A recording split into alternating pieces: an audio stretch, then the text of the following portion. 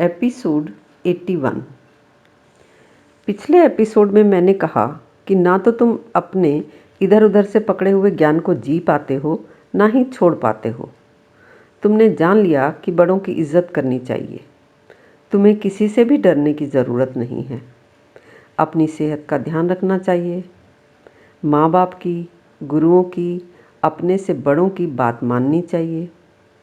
ये सब बातें तुमने जान ली, पर क्या तुम इन्हें जी पा रहे हो? जैसे कि तुम पढ़ते हो कि there is no enemy outside our soul, the real enemies live inside us, the anger, ego, greed and hate. Avoid them and enjoy a peaceful life. अब ज्ञान का ये वाक्य ब्रह्म ज्ञान जैसा लगता है। जब ये आखिरी बात पता लग गई तो तुम तो मुक्त हो ही गए। निकालो बाहर अपने दुश्मनों को, यानी एंगर, ईगो, हेट को निकालो, बात ख़त्म। पर क्या तुम इस ज्ञान को जी पाते हो? क्या तुम अपने अंदर के इन एनिमीज़ को निकाल पाते हो? अब तुम कहोगे कि मैं तो कोशिश में तो लगा ही हूँ। कब से और कब तक लगे रहने का इरादा है? तुम्हारे माँ पिताजी भी लगे रहे, तुम्हारे दादा दादी जी भी लगे रहे, पर कौन निकाल पाया? जब बाहर कोई दुश्मन है ही नहीं तो मन में एक भी शिकायत हो कैसे सकती है?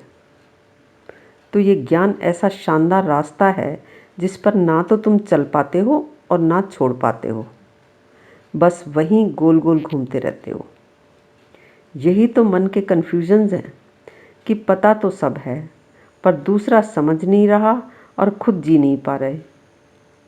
ऐसा ही है ये दूसरों से मिला हुआ ज्ञान।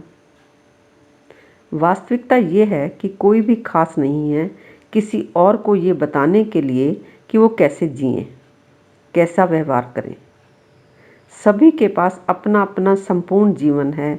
अपने लिए सभी तय कर सकते हैं कि उन्हें क्या करना है, कैसे जीवन बिताना है। जो भी मिला हुआ ज्ञान है वो व्यर्थ है, अर्थहीन है।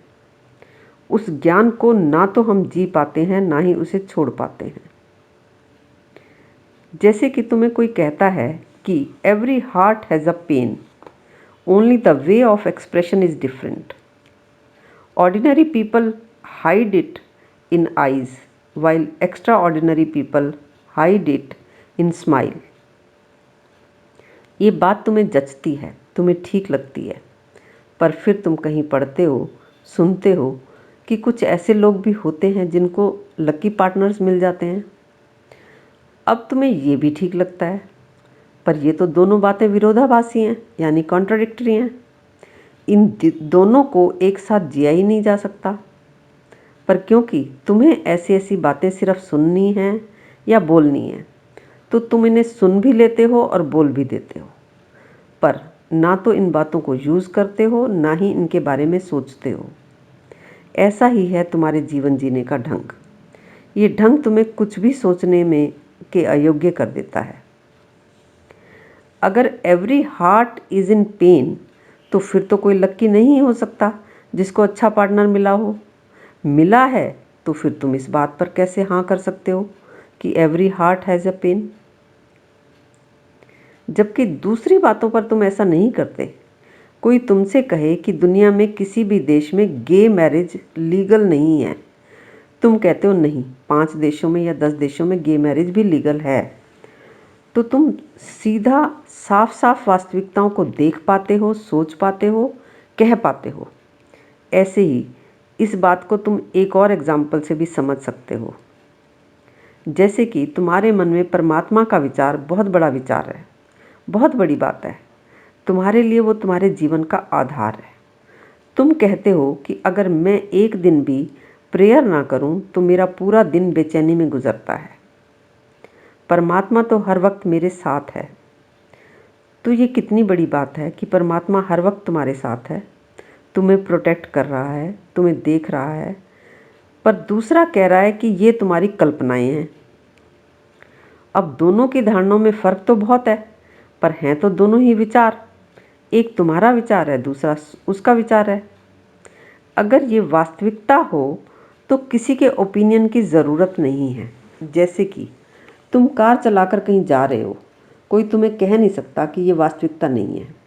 तुम्हारी कल्पना है कि तुम कार में जा रहे हो, और अगर कोई ऐसा कहे तो तुम्हें कोई फ़र्क भी नहीं पड़ेगा, क्योंकि तुम जानते हो कि यही वास्तविकता है कि तुम कार में जा रहे हो।